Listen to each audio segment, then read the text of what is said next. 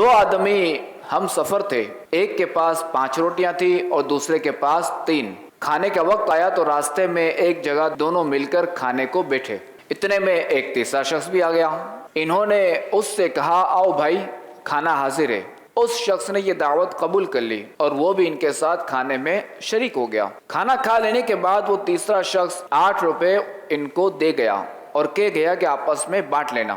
چنانچہ جب وہ دونوں ان 8 روپوں کو بانٹنے لگے تو 5 روٹی والے نے کہا میری 5 روٹیاں تھی، میں 5 روپے لیتا ہوں۔ 3 روٹی والا کہنے لگا ایسا ہرگز نہ ہوگا، بلکہ یہ آدھے روپے تمہارے اور آدھے میرے، ہم دونوں نے مل کر روٹی کھائی ہے اس لیے دونوں کا حصہ بھی برابر ہوگا۔ دونوں میں تکرار بڑھ گئی اور پھر دونوں اپنے اس جھگڑے کا فیصلہ کروانے حضرت علی رضی اللہ تعالی عنہ کی عدالت میں پہنچے۔ حضرت علی رضی اللہ تعالی عنہ نے سارا قصہ سن کر 3 روٹی والے سے فرمایا کہ تمہیں اگر 3 روپے ملتے ہیں تو 3 ہی لے لو کہ تمہارا فائدہ اسی میں ہے، اگر حساب کر کے لوگے تو تمہارے حصے میں صرف 1 روپیہ آتا ہے۔ وہ حیران ہو کر بولا 1 روپیہ؟ بھلا یہ کس طرح ہو سکتا ہے؟ مجھے یہ حساب سمجھا دیجئے تو میں 1 ہی لوں گا۔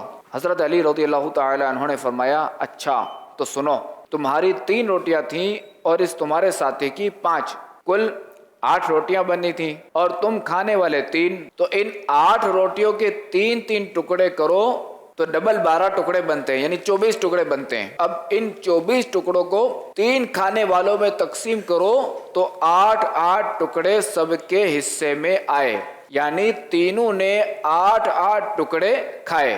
اب سنو کہ تمہاری 3 روٹیاں تھیں، ان 3 روٹیوں کے 3 ٹکڑے کریں تو 9 ٹکڑے بنتے ہیں، اور تمہارے ساتھی کی 5 روٹیاں تھیں، ان 5 روٹیوں کے 3 ٹکڑے کریں تو 15 ٹکڑے بنتے ہیں۔ تو تم نے اپنے 9 ٹکڑوں میں سے 8 خود کھائے اور تمہارا صرف 1 ٹکڑا بچا جو مہمان نے کھایا، لہذا تمہارا 1 روپیہ۔ تمہارے ساتھی نے اپنے 15 ٹکڑوں میں سے 8 خود کھائے اور اس کے 7 ٹکڑے بچے جو مہمان نے کھائے، لہذا 7 روپے اس کے۔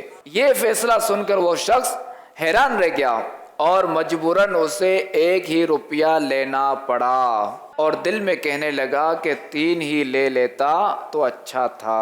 صلو علی الحبیب صلی اللہ تعالی علی محمد۔